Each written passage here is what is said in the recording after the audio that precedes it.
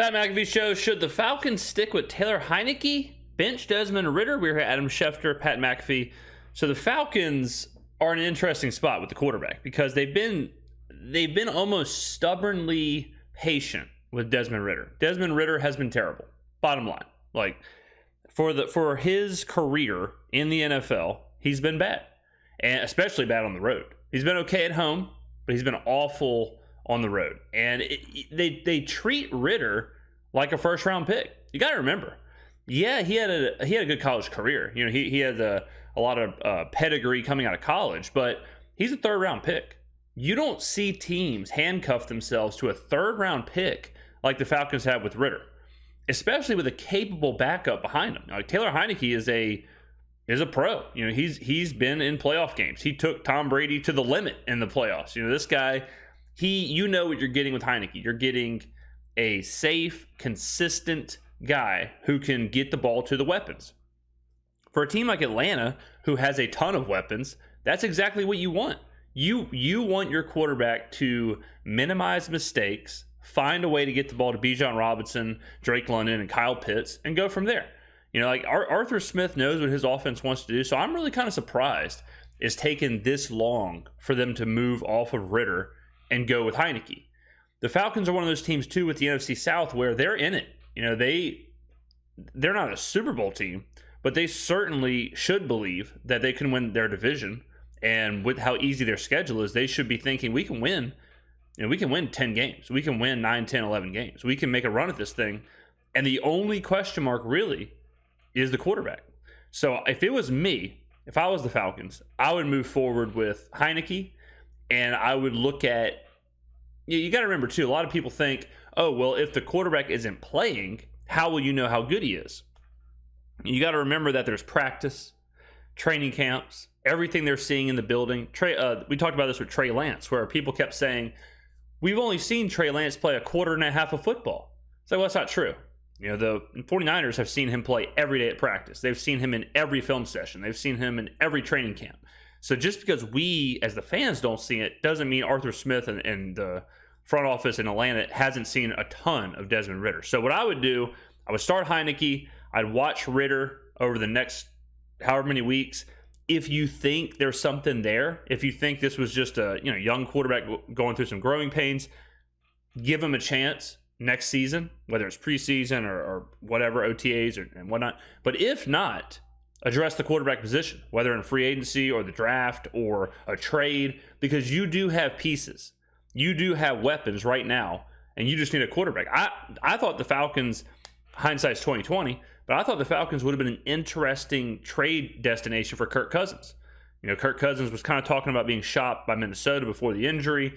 I thought if you get someone like him with those weapons, that'd be a really interesting kind of thing. An aging quarterback like Matt Stafford when he went to the Rams, or Kirk Cousins if they were trying to move off of him before his injury. It's a good fit. Atlanta's a good fit for a quarterback like that. And how about Heinicke? Because it was alleged that Desmond Ritter had a concussion, then he was cleared, and then the decision was made to stick with Heinicke, much like Stefanski made the decision to not put Deshaun Watson back on the field the week before. How's it look going forward? Because Heinicke, we all know, Heinicke gets a chance to get in there.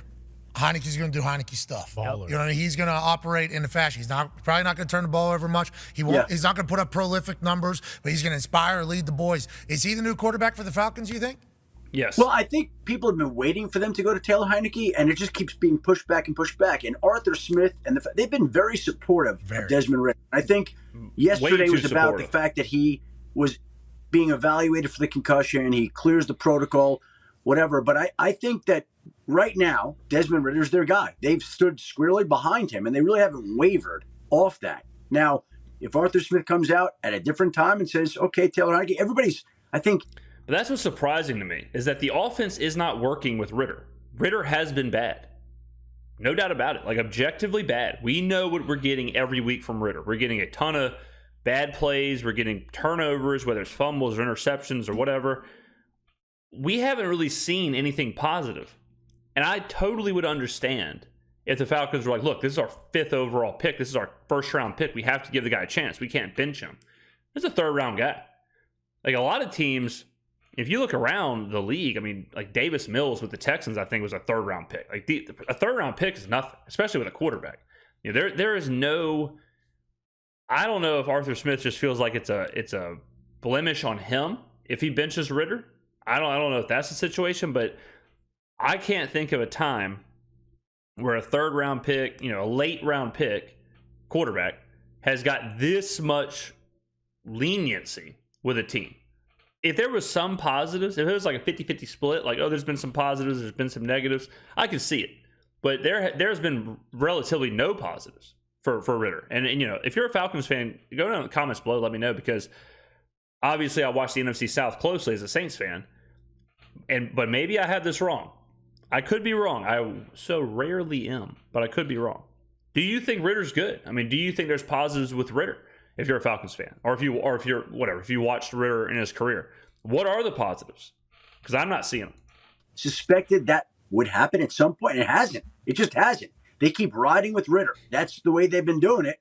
And my guess is that's what they'll continue to do until further notice. Yeah, he's been on our show obviously a lot, and he has been very much like, look at crucial situations for Desmond. Look at this for Desmond Ritter. Yeah, can't do that. Got to get better. It's like they're trying to make him the guy. It's almost like we know what we have with Heinicke. Okay, we know what we have with Heinicke. We knew that there was going to be some learning curves here. We're going to stick with Desmond Ritter. I don't know if Falcons fans are necessarily as excited. Darius has. No, that's kind of what we're saying, is that you know what you're going to get with Heinicke. So they're trying to extract something out of Ritter before going to the thing that they know. My argument is that they are in a position to win. They're not a 2-win team. They're not a team that's floundering or the season's over or they're looking way into the future. They really don't have time right now to do that. They need to take advantage of a weak schedule. They need to take advantage of their weapons. See, to me, and this is an interesting way of looking at it, and I might be the first person in the world to kind of have this kind of take, which isn't surprising. A lot of people talk about development of quarterbacks, right? And by a lot, I mean like 99% of our conversations around the NFL are based on quarterbacks. So you always want to say, oh, you have a young quarterback, you want to develop him, you want him to get his reps so that he can be better moving forward. But no one ever talks about when you have young weapons. When you have Bijan, when you have Drake London, when you have Kyle Pitts, what about their development? You know, why does no one ever say, let's get them a veteran quarterback so that they can develop, so that they can see how the game plays, you know, how the game progresses. They can go into the season. They don't have to worry about a bad quarterback. I mean, how many times have we seen Desmond Ritter have 44 yards passing in the first half, can't complete passes? Like that is not good for Kyle Pitts, Drake London, and Bijan Robinson. Having someone like Taylor Heinicke, who, yes, his ceiling is lower, but at least he can simulate a game enough. At least he can be a quarterback enough to where those guys develop. What would you rather have? Would you rather have the development going into next season? Would you rather have the development of Bijan, Drake London, Kyle Pitts, that core of weapons? Or would you rather sacrifice that to try and develop a 3rd-round quarterback? That makes no sense to me at all.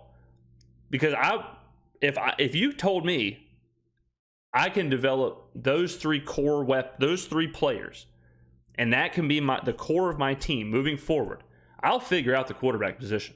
Whether it is a veteran coming in, whether it's a trade, whether it's another draft pick, or whatever it ends up being. But it's a weird mindset to sacrifice 3 players for 1 player. And you have way more draft capital in those 3 players. I mean, London, Bijan, and Pitts are all first-round picks. 2 of them were top 10 picks? So, I don't know. It doesn't make a lot of sense. They're being very patient with him. And they want to see him continuing to play, and they want to see him continuing to grow. And that's why I think when people saw Heinicke go there, they thought, well, it's only a matter of time. But that time hasn't come yet. And so they're continuing to stand by Ritter, and that's what they've been doing. Hey, it's an old school approach. Yeah. You know, because nowadays it's, hey, we need this now. We need a decision made now. Back in the day, it was like not as much coverage. There wasn't as much social media. You didn't get a chance to hear how mad everybody was at all times that they are with. It's actually kind of a blend, because the old school approach would have had Ritter sit, and Heinicke would have started from day one, and Ritter would have sat for like a year, 2 years, and then played. The new school approach is your rookie quarterback plays immediately, and then you go from there. So this is kind of like half and half, where they let him play, and seemingly now they're going to play Heinicke and let Ritter sit. So they kind of started with the new school approach, and now it seems like they're phasing into the old school approach. I'm a bigger fan of the old school approach. I've said it a million times. I think quarterbacks are way better off if they can sit. I don't care who it is. I don't care if it's a first overall pick or a fourth rounder. Being able to sit, there's so much happening. Being able to sit, get used to the locker room, get used to driving to the stadium, get used to the pregame hype, get used to the setting of an NFL game, all that stuff. Like being able to see it, take it in, understand it, get comfortable with it. The game prep, a week, what a week in the NFL looks like, what an away game looks like, what travel looks like. Being able to go through that without also worrying about on the field, I think is very beneficial. So, and I'm not saying it should be 2-3 years. If you draft a first overall pick, I would give them like half the season. I would give them 6, 7, 8 games to watch, understand, and then if you have to, go to them, let them play. But if you don't have to, I'd sit them. The reason people want to do it now is because of the contract. They want the rookie quarterback to come in on a cheap contract. They feel like they have a lot of potential if they drafted them, so they want to get the most out of them as they can on that cheap deal. It's why they do it. They don't want to sit a rookie quarterback for 2-3 years, then have to blindly pay him without seeing the performances. So it's an interesting kind of meeting of philosophy there. Fan bases. So you could sit through a year or two of a guy learning, growing, throwing picks, making the same mistake, and then hope, 3 years from now, he's a guy. We got a guy. It's not like that anymore. That would be a very old school approach from Arthur Smith and the Falcons, and it might pay off. Yeah. It might be a huge payoff at some point. But the Falcons... We'll see. I just think the environment and the climate in which these players have to go make their mark, or a coach has to go, it's brutal, because if it doesn't happen right away, they get written off for a long period. It's tough to bounce back from that. Yes. Very few people are mentally strong enough or get enough time to be able to bounce back from a bumpy, rocky start. And if you're a bad team, if you're the Panthers, like the Panthers are a great example. Bryce Young is terrible, or has been terrible, but they're okay with that because they're a bad team. They're not going anywhere fast, so they're okay with watching Bryce Young struggle because they think, and next year he'll be better, right? Falcons are in that situation. The Falcons, they aren't a bad team. They have a ton of weapons. They have a division championship in their mind, right? So if you're their fan base, you certainly don't want to sit there and watch Ritter flounder while you have this great opportunity to win. So that's just the world we live in right now. Let me know in the comments below, ladies and gentlemen, what you think. What would y'all do if you're a Falcons fan? Would you start Heinicke? Are you okay with the growing pains with Ritter? Great conversation. I'll be in the comments below reading. Thank you very much for watching. I'll see you in the next video.